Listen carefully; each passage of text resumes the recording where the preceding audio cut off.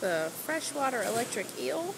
So it generates a charge of 650 volts, and they use their volts to stun aggressors and prey.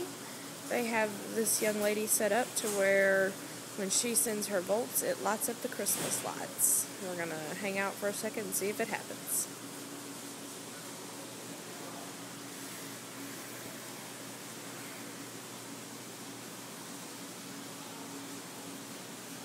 It's not going to happen.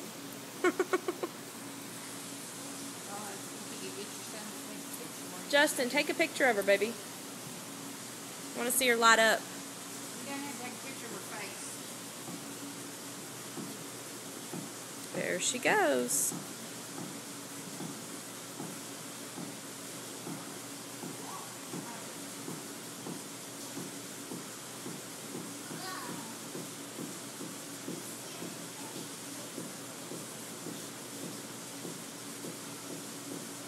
Pretty cool.